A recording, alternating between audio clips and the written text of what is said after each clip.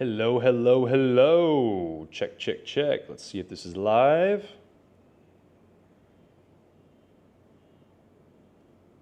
Not yet. Oh, there we go. Let's do a little audio check. Hello, hello, hello. Oh, yeah. Oh, yeah, boys. Okay, so Streamlabs did an update. The camera doesn't work. So the camera audio is still working, which is fine. So I'm mic'd up to the DJI, but we're using the MacBook fucking shit cam. So here it is. Boys, GM in the chat. Let's put a little GM over there. Yeah, let me link the fast track real quick. Do a little copy paste. Hopefully it's not too late for you guys back home in the US. UK, it should be the evening.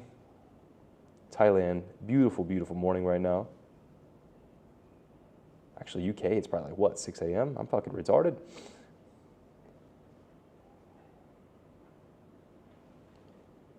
Paste this link.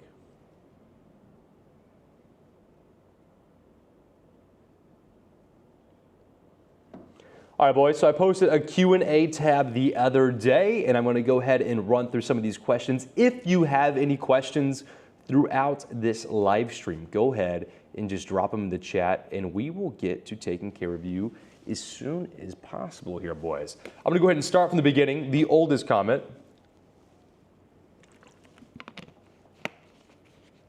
And make my way through. GM, everyone. Let's see. Hashpack on Hedera just launched the feature to swap cross-chain. So bridges are now live. Sweet. I believe you and Jake can explore this option to help Hedera-based token holders to borrow or monetize their value into VFAT now without bridging. Now, I'm not sure. I mean, you would still, this is still technically cross-chain would be a bridge. I'll have to look into this, man. Good call out there on that. I will have to take a peek into that, but you would still, it's cross-chain swap would be a bridge technically, to my knowledge, unless something new has come out.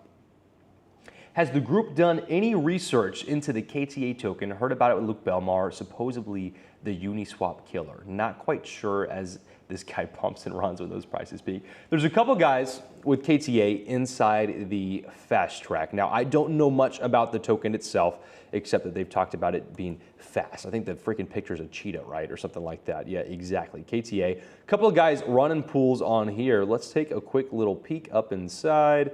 I think this one's probably our winner right here. And let's go ahead and chart this bad boy. Let's just see what a good range would be on KTA. Again, I don't know much about this token. We can do a little research on the side here inside our fast track. Maybe a good idea for a group call here on, actually tonight would be a good idea. I could post that content. But let's just look for a nice little, let's compare this against Ethereum. We're charting two assets that move in price. Asset to asset pools are the best if you can get a nice APR on these in terms of appreciation. Let's see, we're looking at, what the fuck is that, 4 zeros?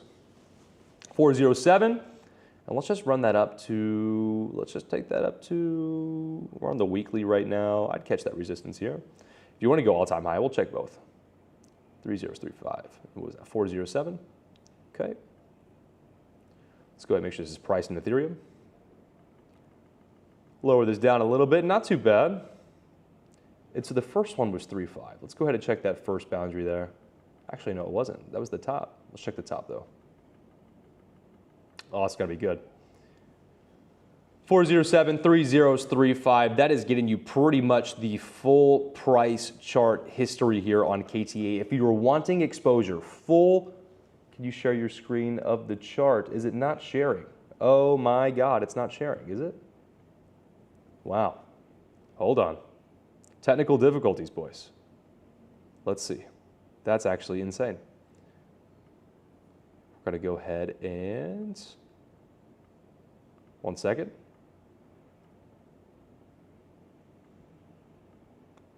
Wow. And is it not changing when does it not change off? It's supposed to just change off. I think it is. Should be. Hold on.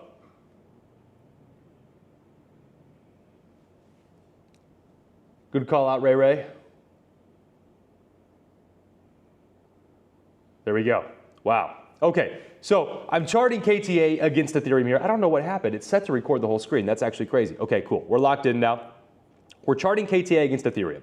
If we catch the lows asset to asset, we're looking at quadruple 0.7 on the bottom, and basically the max upside is about 3.5. We can take that to 3.6. And when I'm looking at this range, you're doing over 10% a month. 10% a month on this wide of a range is actually crazy. Yeah, Ray, I don't know, bro. I don't know why it was always sees a tunnel of 10 screens. It should be fixed now. It should be fixed now. I don't know why it didn't capture the window. Asset to asset, this is crazy. 164% wide range. If you are wanting exposure to KTA, this is a beautiful, again, I'm not trying to make as much as possible. I'm not trying to come in here and get cute and do this shit and try to make 460%. If you wanted to, you could. If you wanted to short-term trade it, you could.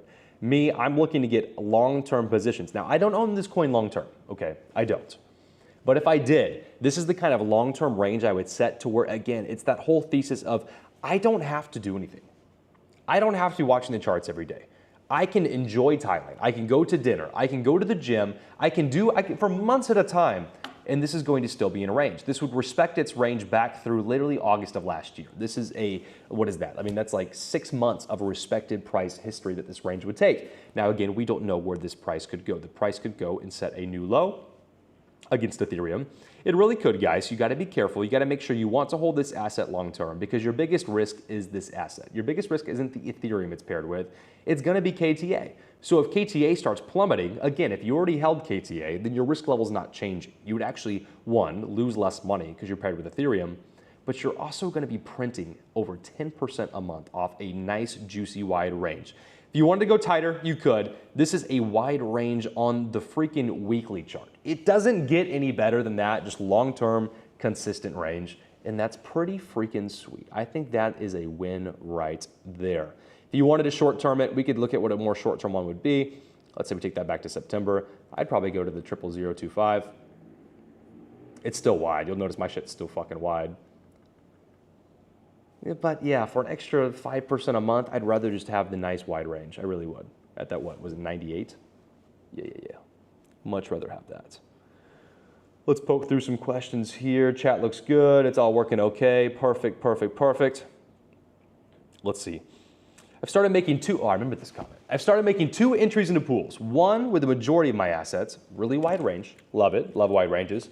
The other with only 10 to 15% of my assets with an extremely concentrated range, 5 to 8 times the main position APR. Is this valid?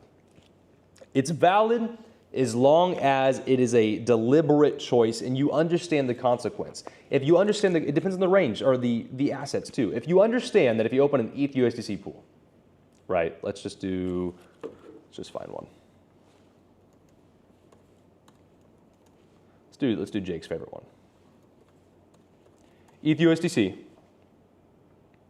If you understand that if you're doing some bullshit like this, right, which I don't know how tight you're going, but something like this, crazy APRs, right? The problem is that if ETH pumps, you're immediately just cashed out, right? So you get no appreciation and you're going to be getting lots of depreciation if the market does move down. So you have to be careful. I used to run tight ranges quite a bit, and you do have hefty rebalances. I wouldn't worry so much about this if it's coming from a place of borrowed capital. If you're running these pools off of borrowed capital against stuff like Aave, it's gonna be more forgiving because if the price does pump, your raw Ethereum over on the side is gonna make a shit ton of money, right? So it's going to work out okay. This is something fun to do with a small percent like you're doing if you understand what you're doing and what the downside is. The downside is you get converted into cash at 21.56, and then now you're sitting there asking, now what? Now you could just leave it as USDC, maybe it'll come back into range, you really could do that. But if it's asset to asset, maybe that's a little more forgiving. You could do a tight range asset to asset pairing, so if you got pushed out, you're still holding something like Ethereum or Bitcoin, etc. And that's not going to be bad to do. You just need to understand the consequence of it, right? Which is something that I've done before. I haven't done this in a while, but it's nice to have those nice little juicy ones sitting there printing, right? Just understand again what happens when the market pumps, what happens when the market declines. You know, you're no longer going to make that 5 to 8 times the APR, but you're going to get the full downside and you're going to get no upside essentially.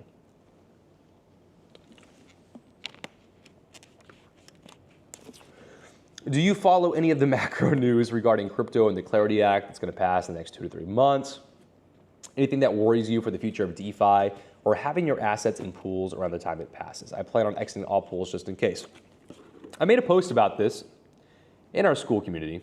I don't remember how long ago this was. Hold on. This would have been a little bit ago. Give like a final update on it. Essentially, not saying I agree with all the legislation inside the bill, but there's a lot of fear mongering around it and like, ooh, it's anti-DeFi. No, it's more anti-fake DeFi. They're talking about Coinbase giving you yields on the money you have deposited. They're not talking about the actual smart contract code, the actual earnings that you're making off of your crypto. So I want to find this post. Also, I can't freaking breathe. Ugh. Did a little, this one isn't just my raw talk. This is also a 10-minute deep think session with ChatGPT, it looks like. And let's just see, was there a good little highlight in here? Summary. You can keep using hardware wallets, swap tokens on chain, staking or borrowing, liquidity pools, code, participate in protocols without the new licensing. The bill explicitly protects those rights and carves out DeFi away from security and commodity laws. What does change now is how the centralized services operate. So there can't be any more fake DeFi, where you have these things like CoinDepot or even Coinbase, Kraken, these places where you're depositing and then they're giving you 6% on USDC or something.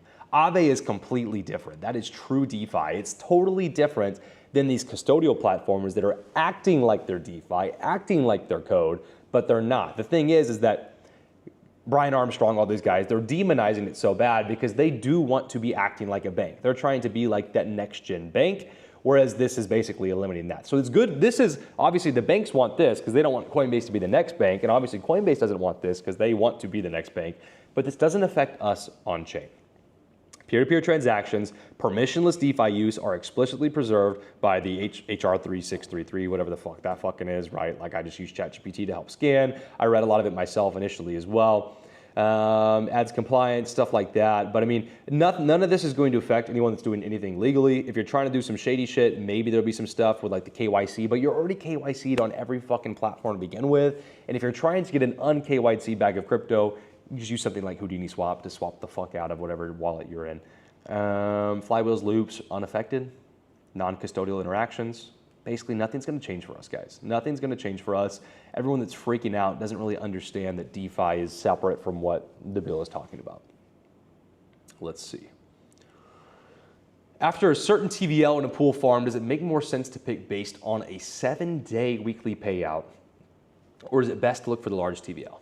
Usually look for 100K TVL, then sort by weekly pay. I've been in smaller pools than 100K TVL. It's a good rule of thumb, especially when you're starting. A lot of it is because it just weeds out bad assets, right? It weeds out the filthy degen bullshit that's going to get you wrecked. You will find smaller TVL pools of good quality assets. It's still stuff like Ethereum, AVAX, Bitcoin, stuff like that. And those are okay to run. I'm not looking for like the highest TVL pool. I'm looking for the best paying pool. So it's all about the ratio. It's all about the weekly pay compared to the TVL. Because the higher the weekly pay, if the TVL is even higher than, it's all about ratios, right? Let's find a good example here. Let's find a good example. So, the reason these two are about even is because this one's about $1 million in TVL, this one is about 2 million, right? So the ratio would be 1 to 2, 2 to 1, base chain to monad, right? And you'll notice the weekly rewards are also just about that 2 to 1. And that's why this one's saying about 122, this one's about 131, right? It's how the APR is getting calculated. They're both doing ratio equivalent the same. So what I'm looking for is the best weekly reward to TVL ratio. That's how you're gonna supercharge your rewards. I need a fucking water, guys. I'm about out. My mouth is so dry.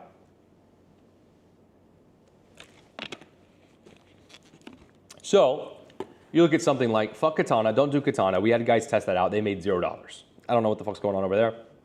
Fuck that shit. Not going to worry about that right now. But you're looking for a good ratio. So then you look at something like, okay, Aerodrome over here, 8 million TVL. The ratio is 8 to 1. The rewards are the same. So if you open this pool, you will make 8 times less money than opening the one on Monad that Jake has going, right? Than opening the one here on Base Chain on PancakeSwap. Does that make sense?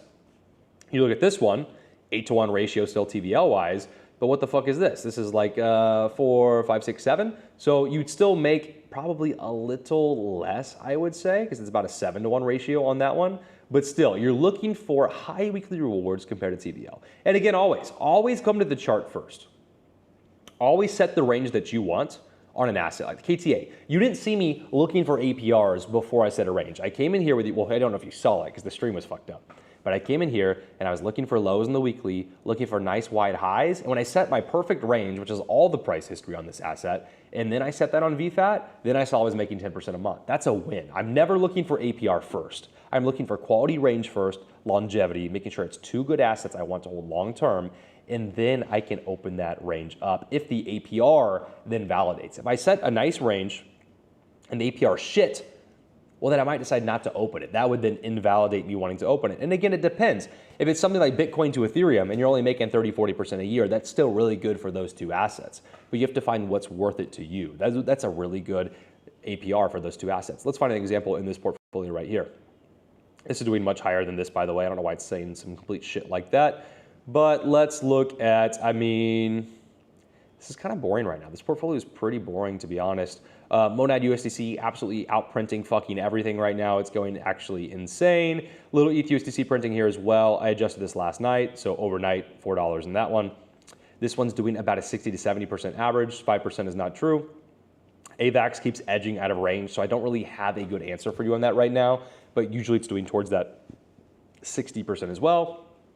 ETH to Brett underperforming. I would say it's doing about 60% true APR. It's not doing 122. Zora to ETH, consistent. Hype USDC, been testing this one for about 4 days now, so it's not doing this APR. We'll probably choose to move this money somewhere else, but I do want to find a hyper liquid pool just to have a little exposure. And this is a test wallet. I mean, it's really got $200 in there. It's not really a big deal.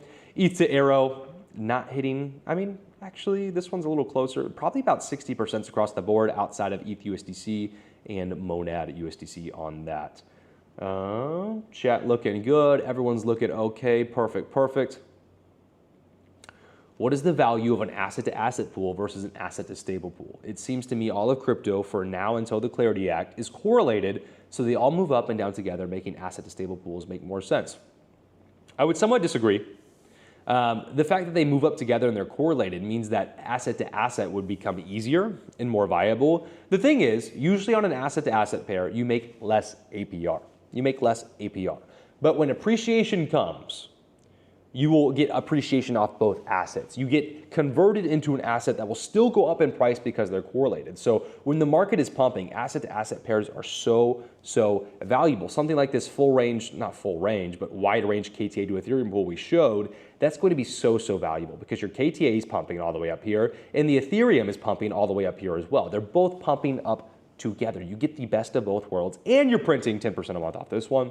As we showed, you really get the best of both worlds. There's not, if you can go asset to asset, you don't want to really do this as much in a bear market, right? Asset to asset. I mean, at the bottom of a bear, yes. You wouldn't want to be asset to asset in the freaking like nuking zone, right? Because you're going to get double whammied. But that double whammy comes back to the upside as well. If you have a nice wide range, it wouldn't matter. You're going to get double whammied to the upside and make so much money off appreciation and so much money off fees. And not to mention, if you're doing this again off borrowed capital, which I see this question coming up, but borrowed capital, you're going to get so much fucking appreciation and the fees are just a freaking bonus at that point. Asset to stable pools, they're easier to run. The price action makes more sense. Asset to asset feels like Forex, right? Two moving assets, quoting them together.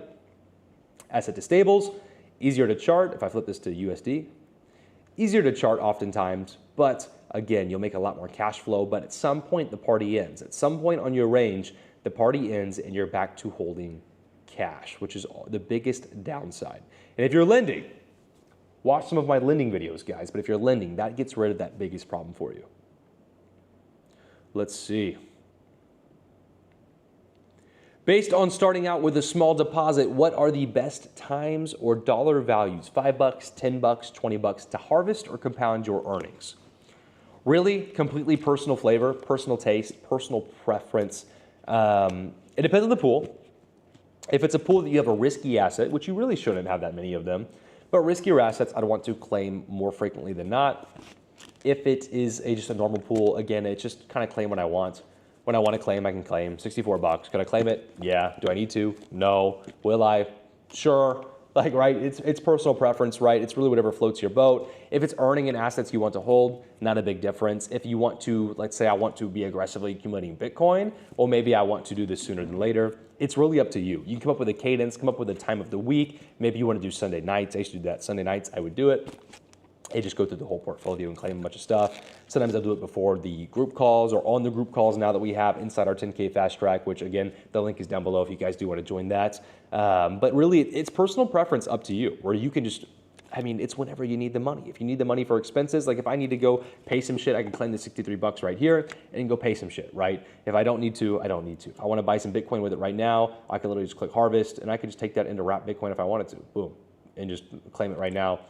Lock it in, 64 bucks of wrapped Bitcoin. It's literally your own fucking thing. Whatever you want it to be, bro. There's no right answer here. There's not a right answer with that question.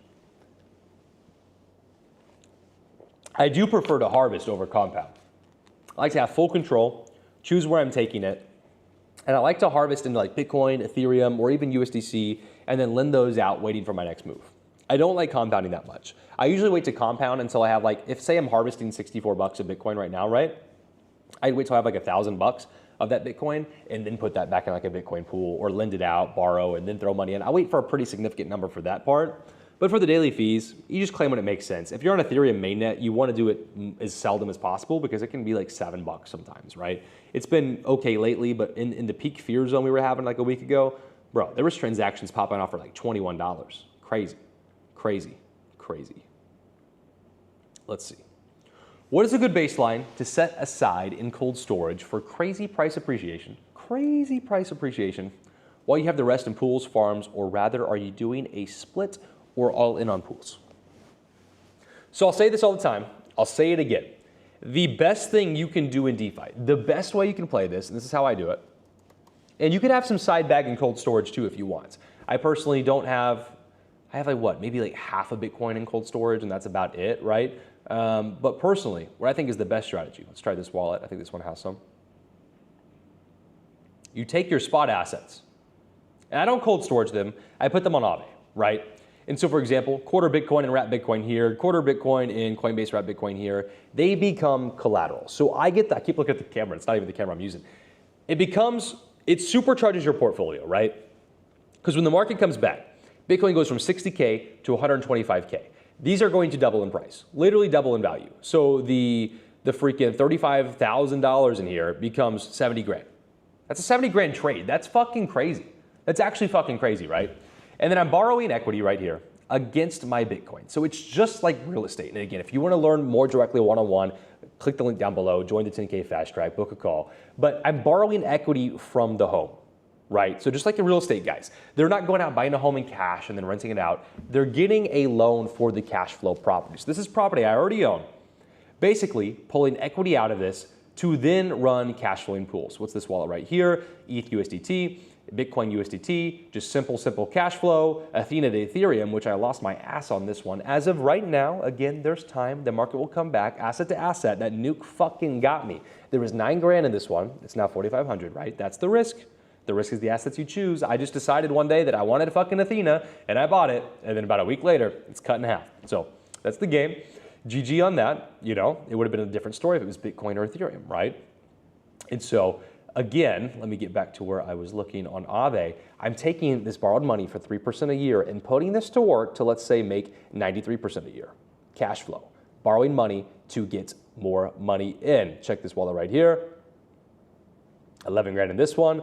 108%. So again, it's the same game. You're paying 3-4% a year to create money, literally invent new money and put that in the market to work for you with assets that you believe will win. Athena, I believe, will win long term. If it does not, again, that's then a bad play, right? Monad, I think, will win. I don't even need it to do anything crazy. I need it to honestly just not lose. Go sideways, and I'll keep printing APR. Ethereum USDC, I believe in this long term, obviously. Link USDC, I believe in this long term, obviously. AVAX USDC, I believe in this long term, obviously. A couple more speculative bets again here down at the bottom. But you need to be a good steward of your money. And if you guys have questions over this, start dropping them in chat. But you need to be a good steward of your money, right? And what you do is you take your collateral, too many fucking wallets. Take your collateral. I'm buying the property. I'm buying Bitcoin just like you buy a home.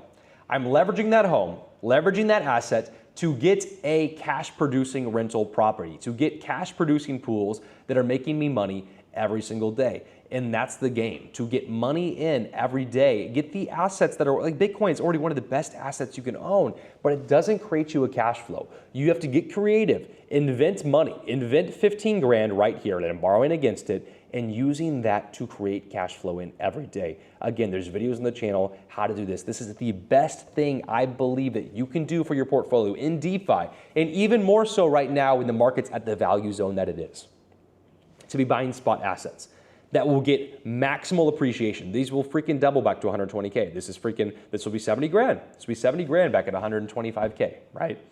And then these pools will not, it's 15 grand right here. These pools will appreciate as well. The Athena Ethereum one, that one's going to appreciate a lot more than the others, but these are nice wide ranges that will appreciate as well. And that is the game, to create money and get cash flow in. And you use the earnings to start buying more and more and more and more.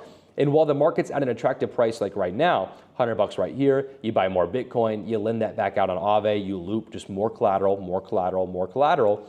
And as the market starts getting hot, say we pass 100K, 115K or something again, then all my cash flow is being focused into stablecoins, USDC, so that I then have something that I can do for when the market crashes. So when I have the opportunity, when Bitcoin crashes to 60K, you actually have money aside that you can use. And there's different guys inside our group.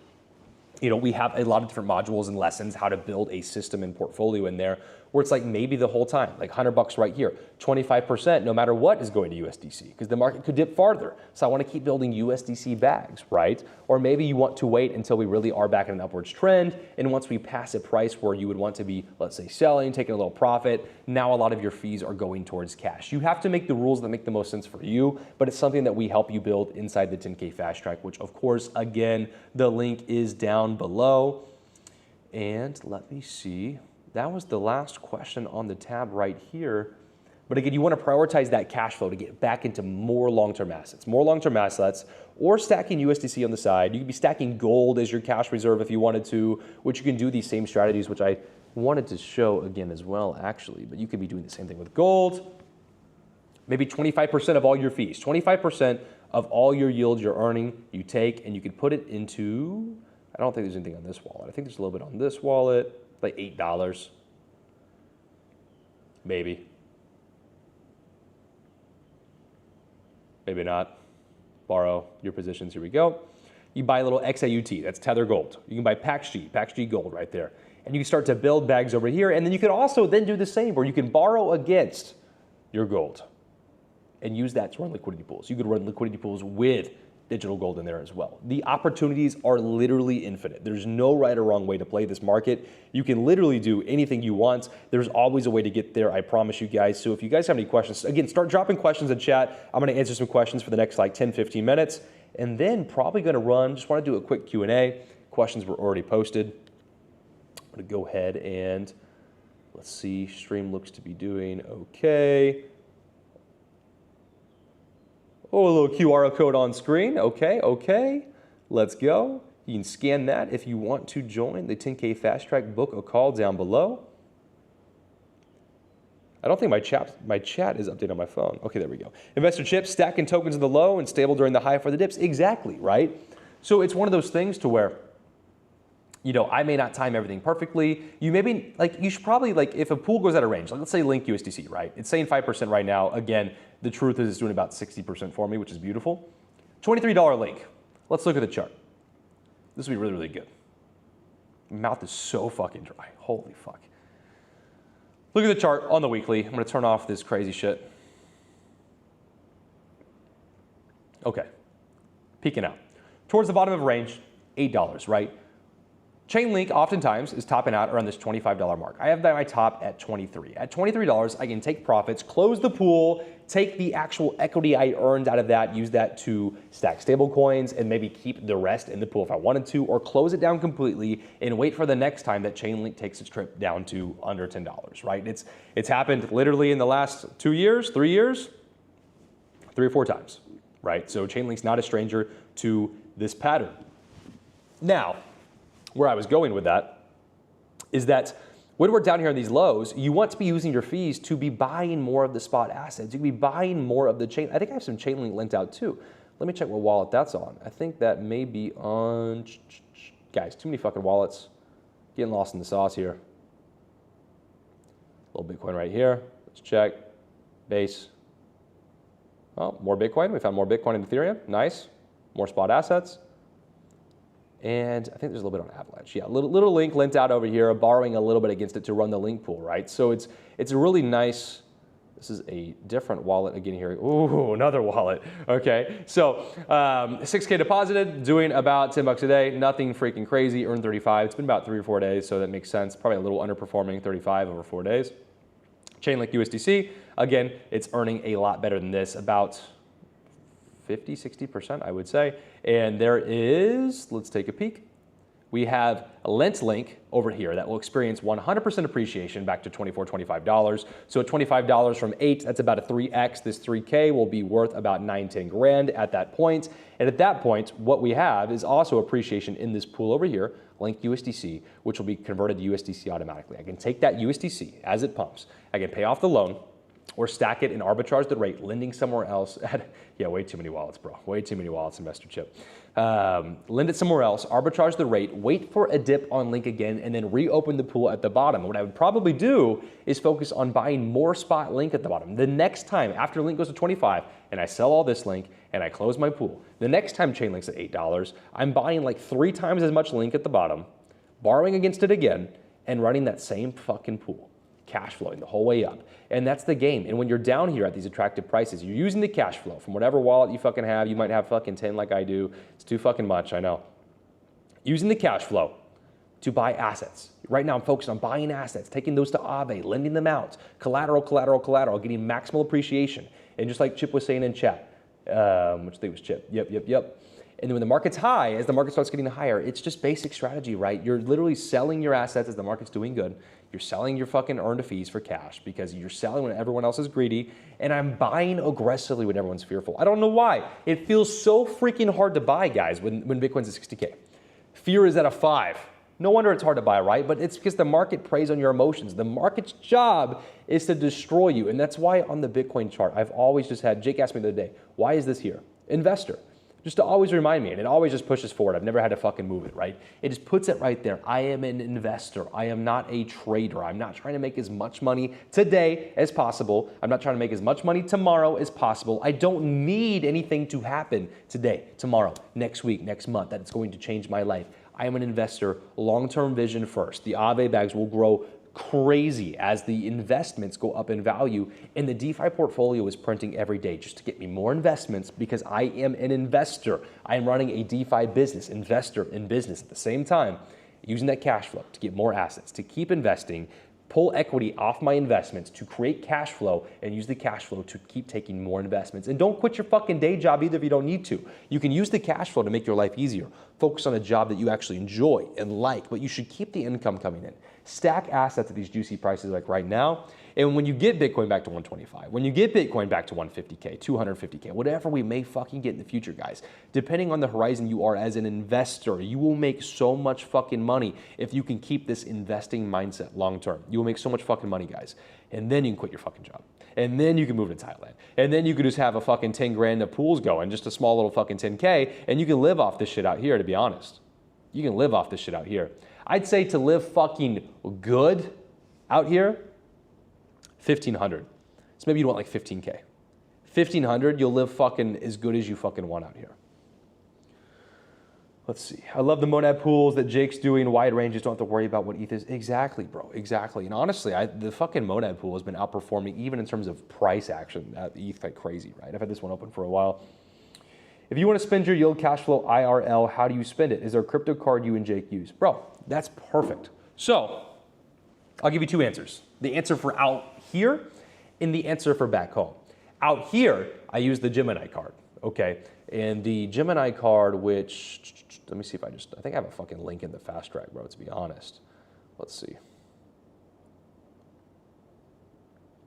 The Gemini MasterCard, right? So what I do is because they take MasterCard everywhere out here, you just fucking tap to pay everything. It makes it super fucking easy. And it does give you nice cash back, right? So if I'm catching a grab, if I'm getting on a grab scooter out here, first off, it's $1, but I get like 4 cents back. GG. Dining, 3% back in Bitcoin rewards, freaking fire. Groceries, 2%, everything else you get 1%. So it's nice cash back. But the reason it's really powerful is because I can just tap it for everything. And then what I can do is I can just literally send a USDC to my Gemini account and then pay the bill with the USDC. Super fucking easy. And now, back home as well, I also have the Coinbase Amex card, the fat fucking limit, by the way. So you can get in trouble if you're not fucking careful. Make sure you are only using credit cards for what you would already be spending. And the studies show, if you get a credit card, you already naturally start to spend more because it's like this 4% gives you a reason to spend. So it's important that you still live below your means. You're not spending like crazy. But the Coinbase one, at least if you're in the US, it's very good as well. The difference is that to really get the maximal rewards, you have to hold a certain amount of capital on chain. I think it's like the baseline's 2%. If you have 50K on chain, you make 2.5. If you have like 100K, it's 3%, 150K, it's 4%. It's something like that. I think you have to have like 50K to get, I can check on my phone maybe real quick, boys. Hang on one second. So this one is not as good for the everyday person unless you have a fat bag on Coinbase, which some of you guys might still have some money on Coinbase, to each their own. Let me see the fee tiers. So at 10 grand, you get to 2.5, but it's everything. 50K, you get to 3%. And at 200,000, you get to 4%. But if you're a big whale, and you have a bunch of shit on here already, it does make a lot of sense. You get 4% back on freaking everything, bro. If you spend 100 grand on something, you get 4K back. It's absolutely crazy. But the Gemini, I would say, is better for the day-to-day guy because you get 4% on gas, EV, and transit, which you're already fucking doing all the time, right? Most of us are probably already fucking doing this shit. So you immediately get 4% back. This one is better in everything except for, this one's better for all the categories because groceries, you also get 2% on the Amex on Coinbase, but everything else is 1%. So basically anything that's not these categories, I would then swipe the Coinbase Amex. The problem is that out here, Amex doesn't fucking work. So I look like a fucking brokey when I try to tap my Amex and just nothing fucking happens. So anyways, that's how I would spend it. I had the Coinbase debit card back in the day, but this is just better because you're getting cash back and you can still pay with the stablecoins later. So then again, you just spend stablecoins, you just send those to your wallet, and then you just use that to cash flow. It's super easy, man. It's like you don't need to have all the crazy fucking shit we had back in the day. You can also use stuff like Bit Refill I've used before for gift cards, like the Delta flight out here. I could just literally, if I can fucking type, you can come in here, and you can be like, okay, I'm gonna get some Delta gift cards, go to fucking Thailand, and just directly crypto that. You don't have to transfer to the bank account and they'll do all that fucking shit. If you didn't want to use a credit card and you don't like credit cards, you can do it this way. You literally could just, no KYC, I think it's like $500 a day, $500, add to cart, and then you literally scan a QR code. You can send like fucking USDT from Solana. You scan it, boom, blinks in, done. And you have a fucking gift card for Delta Airlines. See you in Thailand. Like, it's that easy. Now, I needed like 5 of these, but still. I use like 5 different emails. 13% plus lending USDC on Neverland. What is Neverland? That sounds like some Peter Pan shit. Let's see if I can fucking find Neverland.bet. Oh man, are you gonna be on some weird shit? Let's see. Let me check DeFi Llama on this real quick. Investor Chip, don't let me down, bro. You've been here so long. This better be good. Give me a little summary of Neverland in chat real quick. Let's see. Actually, what chain is it? Is it fucking Monad? Yeah. Okay, this might be a fucking spot. Let's see. Chains. Come on, Monad, where you at? Boom. Okay, I like it. I've done, okay. Number 7. Website, make sure we're on the official one, close out of this shit. Magic and Pixie Dust on Monad. Okay, I'm intrigued, Investor Chip. Again, learning every day. I haven't looked for lending sites in a little bit, for new ones. Let's see, markets. Supply, Monad, 14%. AUSD, 12%. Let's see. Base is 3.5, the rewards are 8.57. So while the rewards are going, additional yield from locking dust rewards, the VE dust. Let's see.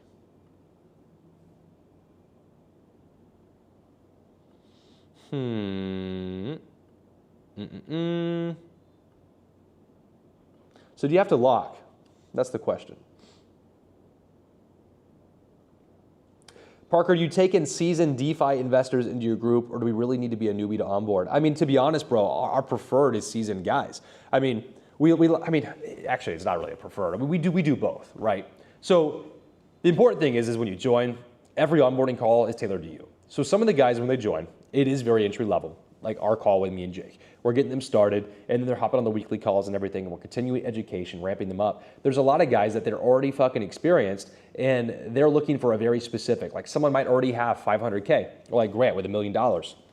They might already be running liquidity pools, right? They already have a little taste, but they want to build a more complex system and strategy. Like, hey, how do I do this? What is the best thing I can do for this? Maybe they're really confused about the lending, how they're gonna pull equity and do that in a safe way, how to not fuck it all up, blow up your fucking account.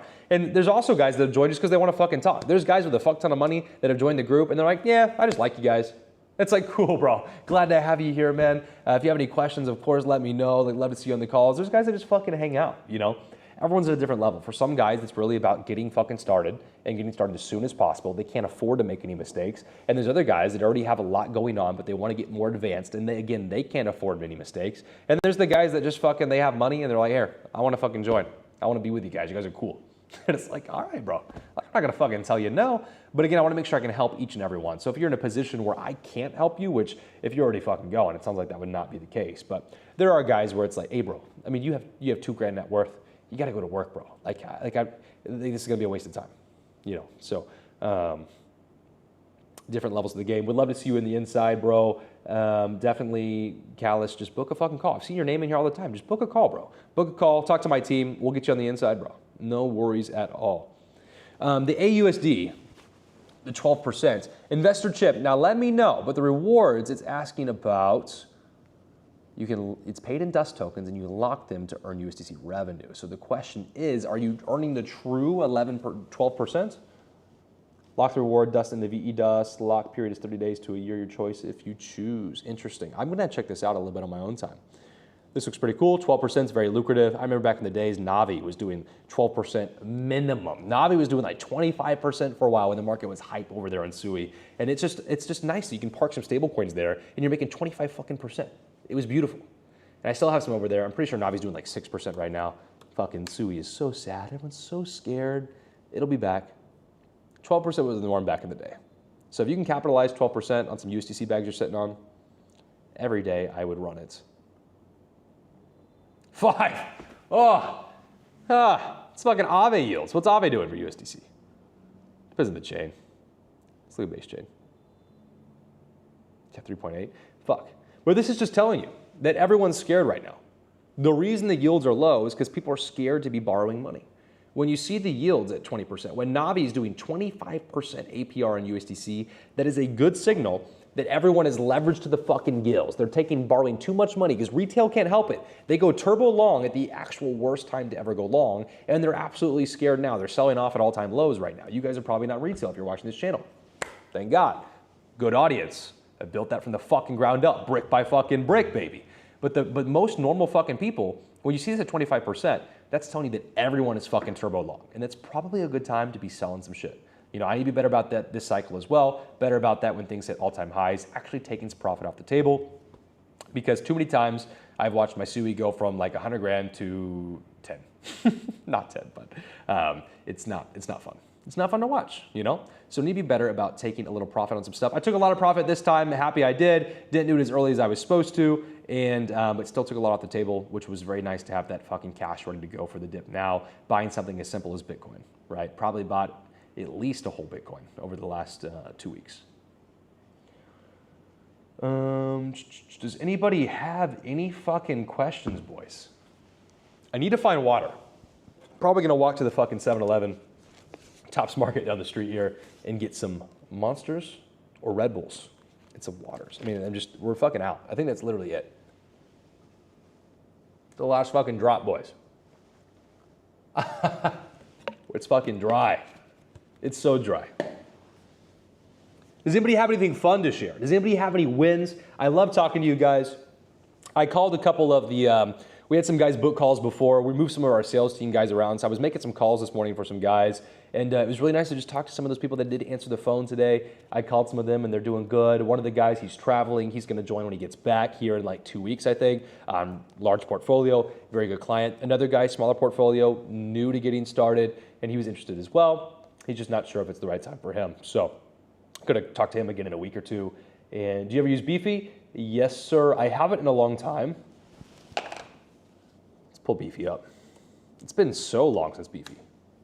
I haven't seen Beefy since like 2 years ago. Like the OVN, like Aerodrome was just launching type shit. Anything particular in here? I haven't used it in forever. Let's see. Let's just fucking poke around. Let's go to base chain.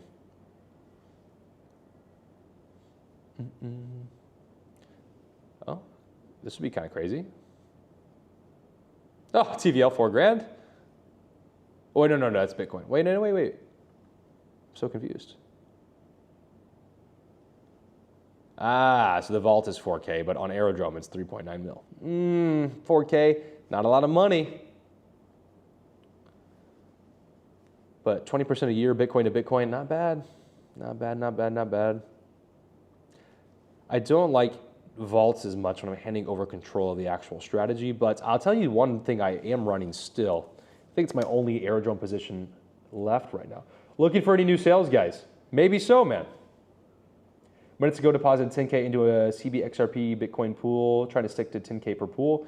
Nice, of course. Of course, we would love to get you on the inside of the group first. I know we usually hire from within just because we really like to, control the whole fucking experience. But if you're interested, bro, you could definitely book a call. I think we are looking for one more guy here soon. I do have one guy that's already a current member of our 10K Fast Track, and I promised him I would give him the opportunity first. He does online sales for another community. He's printing off his Bitcoin with us right now. So I did promise him first dibs if it's something he wants to do. He might be making a lot of money off his other offer. I know we really focus on quality here. So we've blown up lately, right? Over 150 members now. Really not trying to that's the thing. And we're already like high ticket, right? So we don't want it to be like, 1,000 people in and the service drops. So I give lifetime service. So it's lifetime membership when you do join the 10K Fast Track. And that's because a lot of the guys, we're so good at what we do. We get you started ASAP. We get you to your goal ASAP. And then some guys, when they start printing cash, they don't show up much anymore. They come back once in a while, big moves in the market. And then there's guys like Kyle's a great example. Kyle made so much fucking money his first month or two, and now he's just like a little mini me on the calls. To where it's like, if I have to go to the bathroom, I hear him answering questions and stuff for me. And it's like, perfect, bro. Like that, it's perfect. He understands it inside and out. He just loves the game. So a lot of guys, they join, like I said, the guys that have money, and they're already running pools, and they know everything. They just join to be around us. They just want to shoot the shit. They want to be on a Saturday call, just talking to everybody, and it's just fucking GG.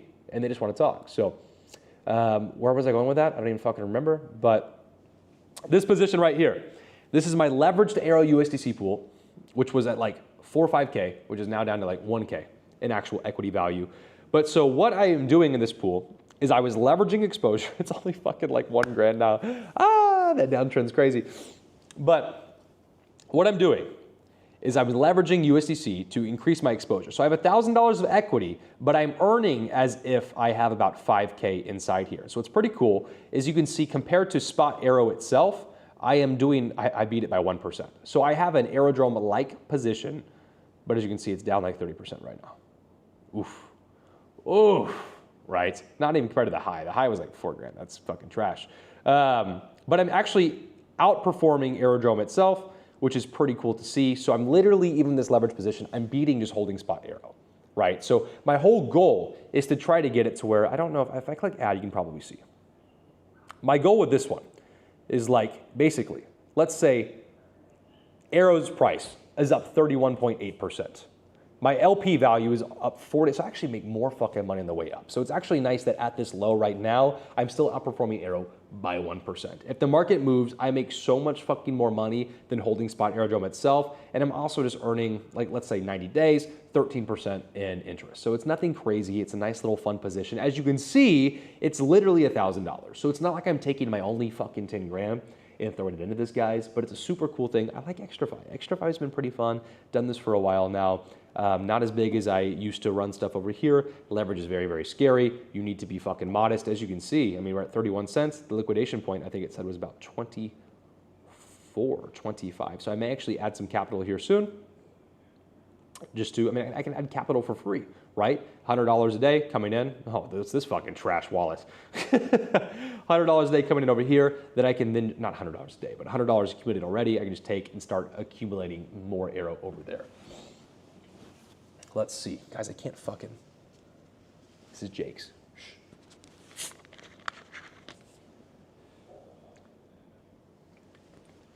But yeah, bro, secure the rent, book a call, see if you're a good fit for the group. I would prefer to hire from the inside the community. It'll always be my preference just to have guys that we have taught, guys that believe in the exact same mission we do, and guys that we have a good relationship with. But I'm not opposed to giving you a job if you have what it takes, bro. Definitely never opposed to that. I made 20% on a Monad U, and also the product sells itself, bro. The guys that are wanting to join, they want to join. So it's not like, it's never usually difficult unless someone, you know, has $2,000 to their name and it's like, hey bro, it's just not gonna be the best fit for you. I made 20% on a Monad USDC pool. Pool lost $200 in value, but I made over $400 in fees. It's the fucking game, right? There are so many guys, I remember some of these calls. There were guys that thought about joining before October 10th, right? The 10K fast track. They saw what happened, and they saw what could have happened, like Investor Chip, and then they joined after the dip. And if they would have just joined before the market nuked, they would have offset their losses tremendously. There's been multiple guys that maybe have 100K net worth that's down to like 40. If they would have been in pools, you made twice as much as you lost. Twice as much as you lost. And I will say, the Monad pool did fucking good in terms of value. It has not lost a lot of value. It's actually fucking back up. I think my entry on this one was probably like 4K and it's 39.25. And it's just fucking printing. So not bad. You know, Monad's not something I have any spot exposure to, not willing to take exposure in that way, but I do want exposure to it, but I want it to the form of a pool. I'm considering starting a 10 to 20K portfolio on a wide range ETH pool against USDC. Think $1,000, $5,000 range, see how much I earn in a year. I don't think ETH will go sub 1K personally, similar to Jake. Does he think it's gonna go below 1K? I don't. I bought big bags last year in April at 1,400, but yeah, it's very important that the ranges you set is what you believe. Because if you're doing something that someone else believes, and then it doesn't go your way, or if it goes the way you actually in your heart thought it was gonna go, you'll never forgive yourself for making that mistake. Like if you wanna set a $1,000 bottom, but someone's telling you Ethereum's going to $800 and you do that, and it just fucking pumps, never even touches 1,400, and you wish you would have had a different range, it's just so important that you guys really make some decisions for yourself. I love to be here to coach. A lot of what I do is to try to get out of you what you truly want. There's guys that I've had to sit here, I've spent 10 minutes with them on their onboarding call, and I'm like, no, what are your fucking goals? And they give me some bullshit. I'm like, no, I wanna know, not just the fucking number even, like why? What is the why? Is it a fucking ring for a girl? Is it a boat? Is it a car? Do you wanna quit your job? Like I need to know the fucking picture so I know how to get you there. So it's important that you have that internal, that way you have something to work for and you make every decision to get towards that goal. Because if you don't have that fucking goal in mind, then you don't have the why. You don't have the conviction for when the market does move down. You don't have any of that stuff in place. You can't do it just like that's the problem. If you're copying ranges and stuff from people, you don't even understand what's happening. You don't understand why it was picked. You need, and that's the thing. We teach you, we figure out what you want, what you believe, and we teach you how to open that up and get that. And so the whole goal is if you join the 10K fast track, after you've onboarded, after you've done the modules, done a couple of group calls with me, it's like if I die on the plane home from fucking Thailand, you're good. You're fucking good. The goal is that you come back because you want to talk, not because you need to talk. That's again why I give that lifetime service. So I fly back to the US in like 2 weeks. So I would recommend booking a call sooner than later, because if I die on the fucking plane, it's GG. It's fucking GG, boys. I really need to knock on wood. Don't want that shit to fucking happen. 10 to 20K portfolio wide range. Yeah. Definitely not a bad thing. I'm not bearish enough to put that at a $1,000 bottom. But again, you have to do what you believe at the end of the day. Because at the end of the day, only you can make the best decision for yourself and your portfolio and know what you believe. Some guys are bearish, right? They're asking me how to open shorts. I can tell them that, hey, I am not overly bearish right now. Macro things are looking good for me next 3 to 6 months. But if you want to, here's what you would do. Here's the downside, here is the upside, here's what can go right, wrong, etc. Here's how you play it to win for sure. Get some benefiting from what you and Jake preach all the time. Yeah, exactly, Chip. Love to see you here all the time. One of the GOATs. I think you were one of my first viewers back in the day even, when I had like 13 views. I think you were one of them. You were just leaving comments back in them. You and YouTube Expert. I remember you guys. You're like the OG comment boys. And that's the game. Just want to give value. It's fun. We love talking about it. It's weird when I talk to myself. I love the community calls inside the 10K Fast Strat because I'm actually get to talk back and forth, let somebody else talk, hear about them, feed off their energy. It's a lot harder when it's just little fucking text bubbles popping up. But I remember your name, and I'll never forget. And I wish the best for you, bro, in the portfolio. Glad the Monad pool has printed you more than you've lost. That's the game. And depending on where you reinvest those profits at these market lows, you think, say you lost 200 in value, you made 400. You take that 400, you put it somewhere valuable. Let's say even just Bitcoin. Bitcoin 2x is back to 120. That 400 you made is now $800. The Monad will be up in price as well, so you're no longer even negative on that at all. The Monad pool has appreciated. You've made a couple grand. The Bitcoin has appreciated. You made that 400 is now 800. The long-term vision, when you zoom out and you just think investor, the game changes. The game fucking changes. And a big key to that game changing is actually having the cash flow coming in to not have to freak the fuck out. To be able to do something. If you have something, if you have an option, like if you're playing a video game, multiple options. You choose your own fucking adventure. When you don't have an option, that's when life fucking sucks, right? Like if your car gets, like my car got stolen, right? Which hopefully it's fucking out of the shop when I get home. But it's like, because I have the cash flow coming in, I can just afford to rent a car, I can get Ubers, whatever, etc. right? But if your car breaks down and you have no fucking money and you're in this shit situation, it's like, what do I fucking do? And that's when you get in this fucking panic situation. It's the same with the fucking market, right? When Bitcoin's nuking, if you don't have cash flow coming in, if you don't have cash reserves from earlier when you're doing the right things correctly previously, right? It's easy to get horny. You want to dump all your freaking cash reserves into Bitcoin at 118. I felt the same things. I probably did it with a couple grand. Like, let's be real. I probably was buying a couple grand of Bitcoin at 125. Like, oh, fuck, here it is, boys, right? But I still had the cash fucking reserves for when the Bitcoin hit 60. 61, 62K, full port again, right? Benefiting from what you and Jake preach all the time. Looking forward to your yes, no on rebalancing video. Yes, see, the problem is that I filmed it. And then we've had so much fun with the vlogs that the regular videos keep getting pushed back. So it's like, I need to drop. But the vlogs have been so fun to freaking make, guys, that, let's see. Oh, I need to go to, let's see, YouTube Studio. The vlogs have been so fun to make that I want to get those out. And I try to leave a couple days between every video, etc., right? But it is, let's see. It's not this one. This one's another vlog. This one's probably, no. This one's another, this one. Oh, coming up. Nice little blueprint. Another vlog over here. Excuse me. I think it is, fuck, which one is it? It's one of them. I think it's this one. February 18th, maybe. Wink, wink. Too many fucking videos. Too many wallets, too many videos, too many freaking tabs. We're cooked. This is the Mastermind Villa. If anyone's curious, we'll be hosting in about, fuck, Jake, that's 4 days. Fuck. I'm fucking excited, bro. Ooh. Get yourself in for the next one, guys. Get yourself in. Yeah, join the 10K Fast Track, get to printing so you can come to the next one. We are going to have a blast here. It's absolutely crazy. Putting a food order in for all the guys for their arrival dinner for the night. If you want to see the menu, I think I have it here. Oh yeah, if anyone's curious. We have one guy, he confessed. He confessed in the DMs. He's gonna get bullied for it, maybe a little bit. I'll take it easy on him. But when he eats his vegetarian meal, they haven't even responded yet. I emailed them, do you have vegetarian options? They haven't even responded. They're probably like, who the fuck is this guy?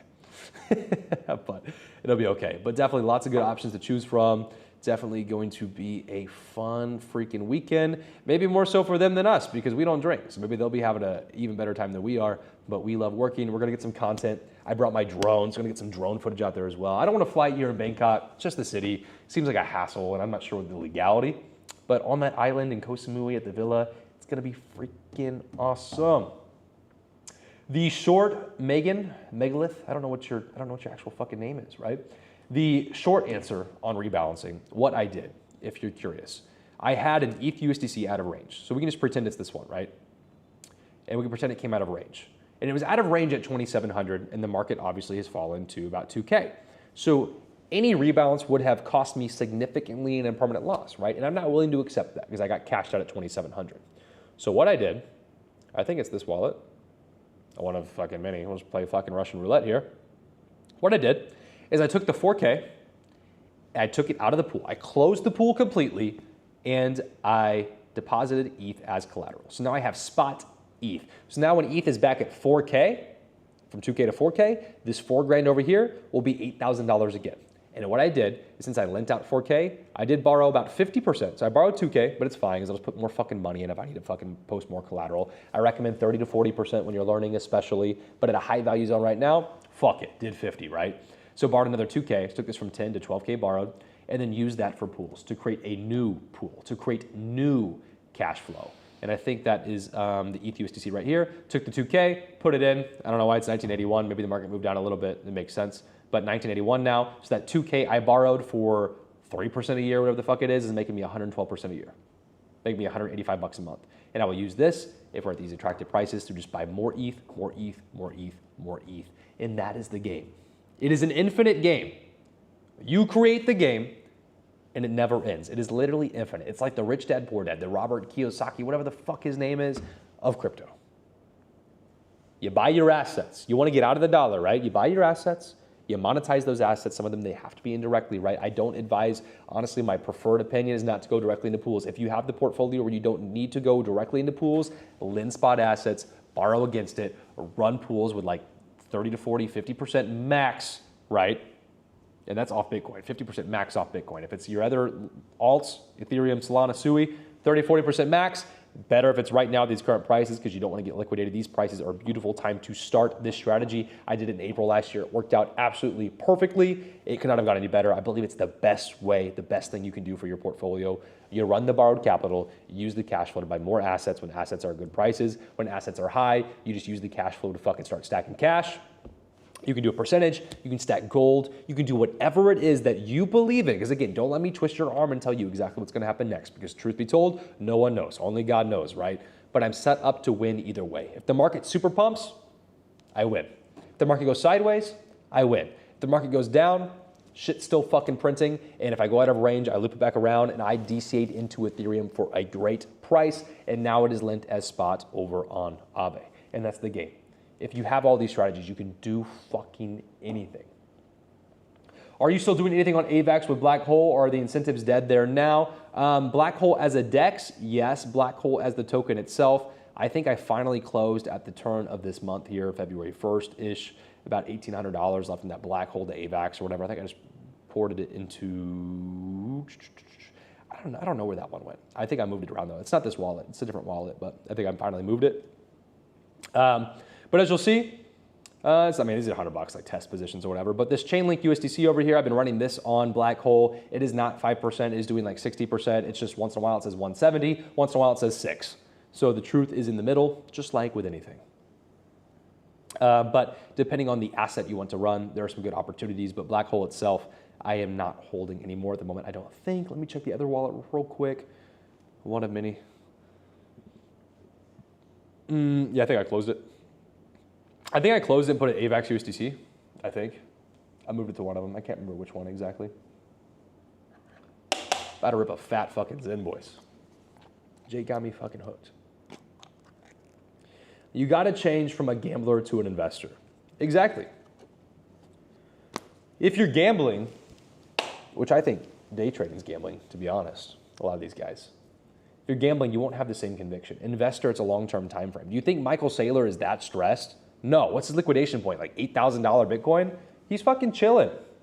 He's investing. It's a long-term vision. And when you have that, you don't fucking shit your pants when the market goes a different direction.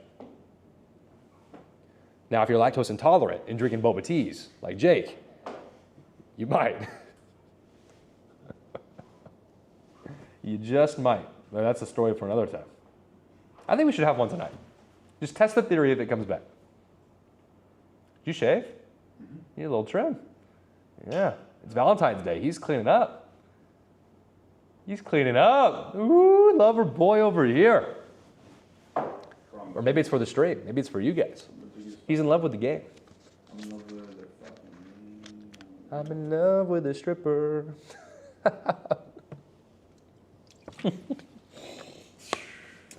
Anyways, and we're still live. They'll sing your song, Jake. up, hit me up. You want me to lead it off? You go. Don't matter. Well, you got to get on the camera, bro. You got to get on the camera. It's a duet. It's the last thing, because let me fucking. It's the last thing. Jake's going to go live after, I think. I've warmed up the audience for him. Oh, yeah. Here. I mean, wherever you want. Behind me. Let him say hi. Where's your camera? Your Two months? DJI doesn't work now? Yeah. You ready? Bro, I'm way too tall. You're way too. What is the fucking? This new shirt. Bro, It's kind of nice. I mean, I have. Look, he's cleaning up for Valentine's Day. He's looking so handsome now. Bro, I'm just. You look like you lost like 5 years. Trim that beard down. That's the problem. I'm so locked in the fucking game. I just get so lazy. Showers, cleaning. Yeah. What's chat say? We got Investor Chip. Investor Chip, you are the fucking legend of Parker streams. I love you, Investor Chip. He is the fucking GOAT. You want to read chat? Anything? All right, guys, give us some questions. But Parker's going to do a song first. We're going to answer 2 more questions. It's good to see you guys here. She said, "Daddy's home." So you don't want to go alone. What the fuck? Have you answered all of them up to?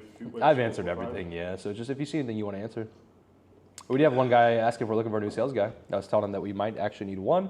But we prefer to hire from within. And old boy that asked us told him I'd promise him a spot first. So got to run that by him.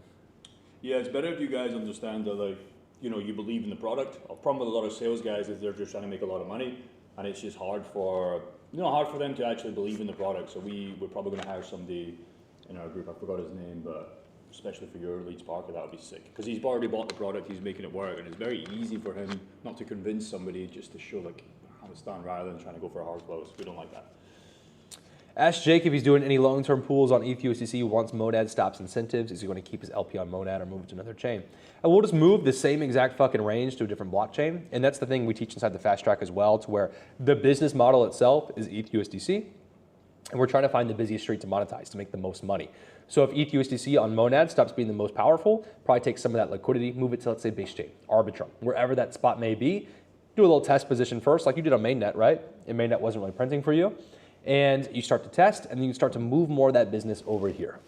And so, exactly, it's never going to stop. I mean, Monad incentives may stop, but it's never going to stop. The game never stops, right? So we just keep moving, keep trucking along, find the best thing we can find for ourselves, our clients, etc. Always moving forward. And long-term vision. If the APRs did drop, say he's only making 80%. 80%. A lot of guys think this is a quick win for us. This is a fucking long-term game. Like, you have to think about this long-term. So we're in here for fucking, because there's another option once you sell. What do you sell to, right? So, you know, go to buy some cars down the line, but you still need to have that income, or you're back at the 9 to 5. So you got to start thinking about that. And the nice thing is we can always change. You know, there's a reason what he said there. I tested that through a mainnet pool with $70, like he taught me, and like nothing happened, or it just wasn't paying enough. So I just didn't feel poor, because if you feel poor, it's just a headache, right? When you feel powerless, like you can't do anything, that's when everything goes to shit. Yes. So there's always an answer. DeFi is very modular. You can do anything you want at any time. It's permissionless, right? It's the whole point of fucking DeFi. So when you have the cash flow coming in, you can always rotate. You can always change your strategy. It's never too late. No sunk cost fallacy for anything, right? You can always do something, and you don't have to feel powerless. Don't have to feel powerless that way. The infinite void. I hate looking at the infinite void here. So, whoa. Can I turn around for that? Oh, push-ups? No, he's too far away. How many you got? as many as you want. Oh, give me 100. Possible? Easy. 50 is my max in a row. 50 is like shaky last fucking rep. 50. You'll get it. You'll get it. But yeah, long-term pools, you can take the exact same range, withdraw for literally like 5 minutes to move to a different blockchain, open the same range, it's the same fucking business. Nothing changes. $100 a day income yield from VFAT should give you a pretty comfortable day-to-day lifestyle in Thailand and even Vietnam. Won't fly in the US or the UK though, unless you have a job. Exactly. And so that's the whole thing, where it's like you have to plan what works for you. So different guys have different goals. Some of them, it's just so they can do the job that they actually want to do, like say a personal trainer. You kind of make dick sometimes. You don't make fucking money. But if you have $100 a day, it's $3K a month coming in. You can be a fucking personal trainer. You can focus on building a business. You can focus on YouTube. You can focus more on passion and less on that survival. And then also you may decide you want to, $100 a day coming in, you may want to just give it a shot out here in Thailand. And maybe you start the business and then you move to Thailand. Moving on to another chain is like moving your business to a better location, location, location, location. Exactly. If you're in a fucking little street that's doing 8% a year, Section 8 fucking housing, let's buy a fucking property. You can just fucking lift the whole fucking house, move it over to the fucking mansions, the fucking rich neighborhood. That's the game. The more you think about these as an ATM, I compare it to a currency exchange counter. It's literally what it is. You're exchanging assets. The Zen's fucking sliding out. You're making money off transactions. So when people land in Thailand and they're swapping USD for Thai baht, they're charging X%. I think it was like 5%, something fucking crazy, right? But that's the thing. So you want to be at a busy location. Airport, great location, lots of traffic. Outside the fucking strip club, probably lots of fucking traffic. Outside the bar, lots of traffic. If you have it in a random fucking street in the middle of fucking nowhere, you're not going to make a bunch of money. You're not going to. And so that's the fucking game. Go where the traffic is at. Location, location, location. Just like you said, assets first, location second. Of course. I'm going to give time for like 2 more questions. Drop them if you have them, boys. And then I'm going to go ahead and end the stream. We're going to be working out here. We have an hour. So Jake needs to go live because we have a workout at 1 o'clock. It is noon right now in Thailand. And then I will let you boys go. I'll give it about 30 seconds to a minute here. I know there's a delay. And then I'm going to jet out of here. I'm going to jerk up. When's Jake going live? Right now. Ask him, Parker. I'm about to go grab a bite, then come back to join his live. He's going live the second I hang up. Probably in the same seat. We'll just switch places. We share everything. Share everything. Oh, no. Daniel goes yesterday, that looks like my asshole, bro. That was a fucking... That was crazy, bro. She's not wrong. Oh, boy. Cool. Appreciate you guys. Appreciate you, Investor Chip. Long-time viewer on the channel. Appreciate your support from the very beginning, of course, brother. You guys have any questions? Drop some comments. Again, the QR code's on screen. I guess it's still on there. Scan that. Book a call with me and my team. We'll get you inside the 10K Fast Track as soon as possible. Get you guys printing towards the life of your dreams, whatever that goal might be. Again, it's different for every single person, so it's hard to give you guys the perfect blanket answer on a live for what's best for you. But guys, book a call, work one-on-one, give you that completely tailored experience for what is truly best for you and your goals. And do have those ready. When you book the call, or more so after you join. After you join, I really want you guys to have those goals set to where you can fucking see them, like a visualization. Just know exactly why you need DeFi to work for you, why you want it to work for you, what it will do for you. Is that so you can be out of survival mode? Is that so you can work a better job, get a better car? Is it because you want the freedom to travel? Whatever that may be. Again, it's different for freaking everyone. It's different for everyone. Ray is going to be on the team soon. Of course. Would love to see you on the inside. Shout out to Abu too. He needs to get more love as well. I think he's sleeping. He's sleeping, man. It's fucking noon. He's asleep. Abu. Nah, he's fucking asleep. It's game over. GG. But of course, guys, would love to see you on the inside, work one-on-one with you guys. Love everyone inside the community. If anyone's in the community watching right now, I will see you tonight on the group call. Of course, I will see you boys there. And as always, until next time, I will see you soon, boys.